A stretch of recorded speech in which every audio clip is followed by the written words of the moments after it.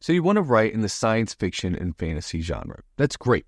This is a beloved space to create stories, and it has a huge dedicated audience that's always looking for the next great read.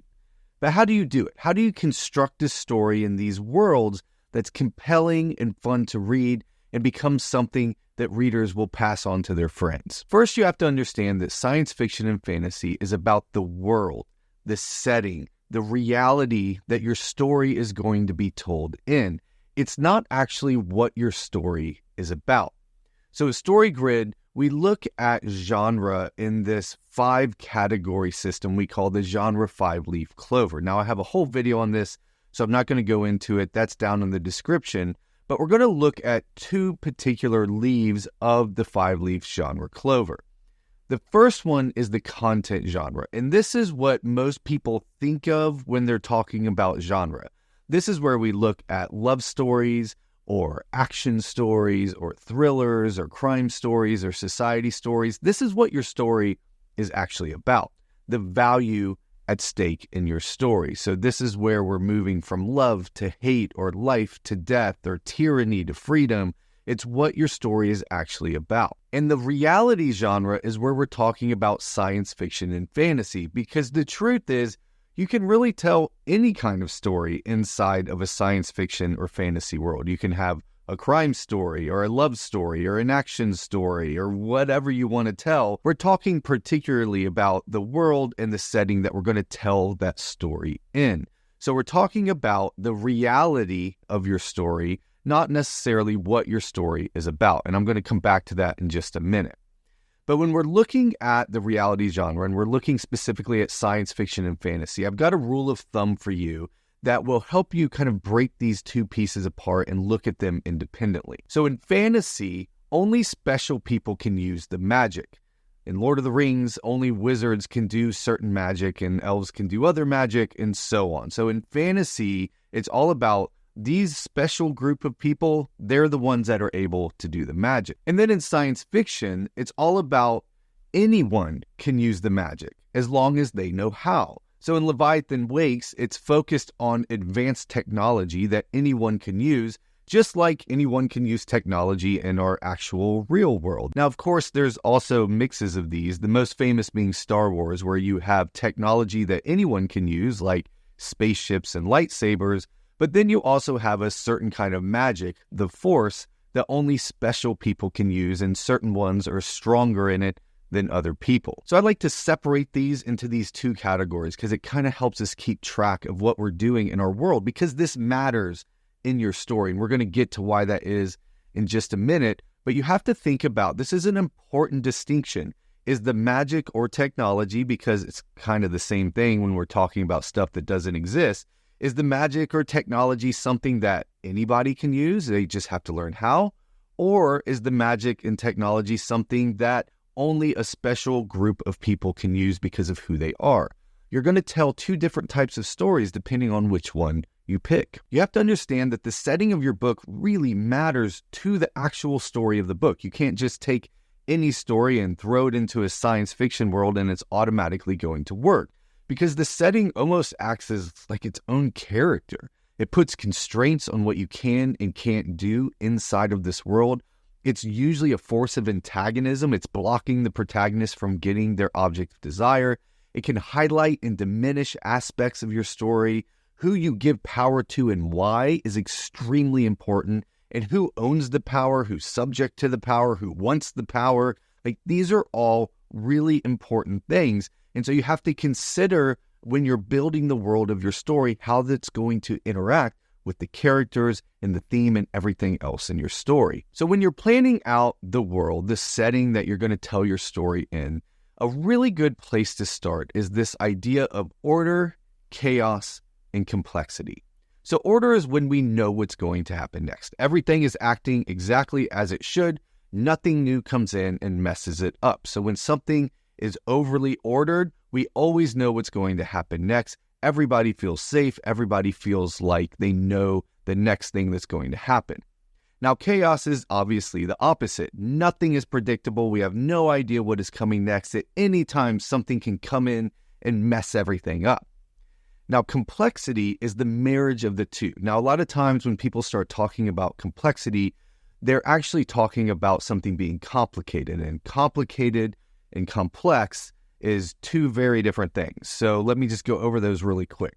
So complicated is actually something that's very ordered. So think about like an assembly line. So if they're building a car on an assembly line, it's extremely complicated, but there's no chaos in that system. In fact, if there is chaos in that system, that's a problem. Complexity is different. I like to think of it like dancing. So both partners are working within a given order of the dance that they are dancing, and yet both of them don't know exactly what's going to happen next. It's a perfect blend of an ordered system, but also lots of chaos. And complexity is a good thing. It's actually what we want in our life. If our lives are overly ordered, nothing new can come in, we won't learn anything, we'll be static. But if they're overly chaotic, it's not safe, we can never make plans, we don't know what's going to happen next. So think of overly ordered as bad and overly chaotic as bad, and complexity is good, right? It's the moral, ethical, caring place that we want to be. We want to have some orderedness in our life and some chaos in our life, and that's where we get complexity, and it brings out good things. So in your science fiction and fantasy story, you have to think about, is your world leaning towards chaos, or is it leaning towards order? You have to pick one, because the world has to be pushing one way or the other. You don't want your world to be perfectly complex, because then it won't be an interesting world to tell your story. So for instance, if your world is leaning towards chaos, it could be something like a science fiction dystopian world that's very chaotic because it's after some massive event and we don't know what's going to happen next. If you look at something ordered, it could be like a fantasy story where there's a tyrannical order of wizards that controls everything in society. You could also have a story that's overly ordered where everything seems utopian at the beginning, and the good guy comes along and starts throwing some chaos in there because we want to move towards complexity. The same thing can happen on the chaotic side as well. So your world has to be leaning towards chaos or leaning towards order, because that is where our hero is going to come in, our protagonist is going to come in and start pulling it back towards the middle where it needs to be in complexity. So now the final thing I want to point out here as you're building your fantasy or science fiction world is that it comes back to your theme. What is the message you are embedding in your book? How can you use your world to amplify that message indirectly? For instance, if you want to tell a story about what it's like to bear the weight of a heavy burden, even as a child, give them a magic ability and an enemy that threatens the world that only they can defeat. It's a great way to do this. And you can see this in books like Percy Jackson, The Olympians by Rick Riordan, or A Wrinkle in Time by Madeleine L'Engle. If you want to tell a society story about the dangers of the rich constantly getting richer and more powerful, giving them a special technology that only they can use is a great way to do this, such as Snow Crash by Neil Stephenson and Altered Carbon by Richard K. Morgan. If you want to warn people that technology is not our path to utopia, you can create a science fiction world where this has seemingly been attained, such as Brave New World by Aldous Huxley and The Circle by Dave Eggers. Now, of course, you can back into this through your fantasy or science fiction world that you have in your head, because I know many of you are watching this and you started with this vision for the world. You have a cool technology you want in your story, you have a magic system, you want something in your story, and that's totally fine, but we got to back our way into a really great theme, because without a theme, your whole story is going to fall apart. So you got to figure out the theme of your story, or the why. Why are you even telling this story? And you probably already have it inside of you. You probably can already feel it. It's probably why you're already drawn to build something in this particular world. There's something you're trying to say about the world and the way you see it. You just got to figure out what that is so you can actually put that through line in your entire story. So what is it? What is your theme? What is your why for telling this story? And why is it so important to you that it's in this particular world that you have in mind?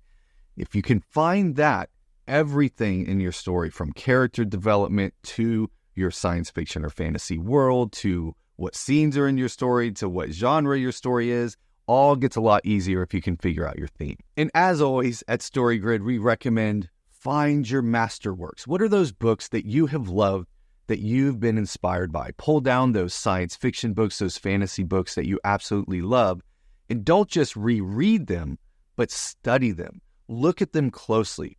Figure out what the author's theme was in his book. Figure out the characters and how they all interact with the world. Why was it important for the author to put this particular story in this particular world?